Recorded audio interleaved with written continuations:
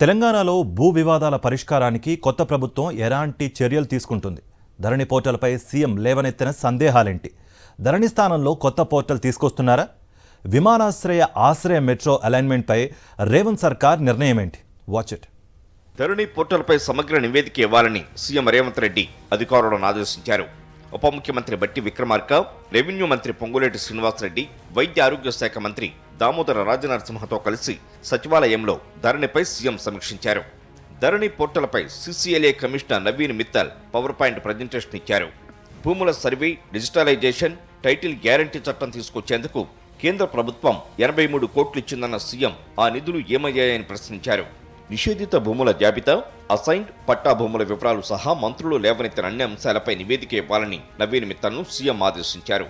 భూముల డిజిటలైజేషన్ కోసం గత ప్రభుత్వం తీసుకొచ్చిన ధరణి పోర్టల్ సమస్యలకు నిలయంగా మారిందని ఈ సందర్భంగా సీఎం అన్నట్టు సమాచారం. ధరణిని రద్దు చేసి ఆ స్థానంలో భూమాత పోర్టల్ తీసుకొస్తామని ఎన్నికల సందర్భంగా కాంగ్రెస్ పార్టీ హామీ ఇచ్చింది. ఆ దిశగా సీఎం రేవంత్ రెడ్డి ధరణిపై దాదాపు 2 గంటల పాటు సమీక్షించారు. తెలంగాణలో భూముల వివాదాల పరిష్కారానికి ప్రత్యేక కమిటీని ఏర్పాటు చేయనున్నట్లు సీఎం రేవంత్ రెడ్డి వెల్లడించారు. ధరణిపై నిర్వహించిన సమీక్షలో ఈ మేరకు సీఎం నిర్ణయం తీసుకున్నారు. వివాదాల పరిష్కారానికి ఈ ప్రత్యేక కమిటీ మార్గదర్శకాలు రూపొందించనున్నట్లు తెలిపారు. కోనేరు రంగారావు కమిటీ మాదిరిగానే ఈ కమిటీని ఏర్పాటు చేయనున్నట్లు సీఎం పేర్కొన్నారు.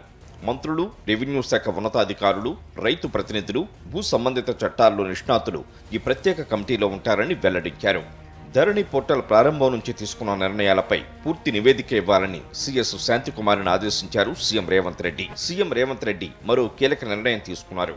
హైదరాబాద్ విమానాశ్రయ మెట్రో అలైన్మెంట్ ప్లాన్ నిలిపివేయాలని ఆదేశించారు. టెండర్ ప్రక్రియను నిలిపివేయాలని అధికారులకు ఆదేశాలు జారీ చేశారు. 111 జీవో పరిధిలో మెట్రో అలైన్మెంట్ ఎలా చేశారని సీఎం ప్రశ్నించారు. 111 జీవో పరిధిలో అభివృద్ధికి అవకాశం తక్కువన్నారు. ఓఆర్ఆర్ ద్వారా మంచి రవాణా సదుపాయమే ఉందన్నారు సీఎం రేవంత్ రెడ్డి.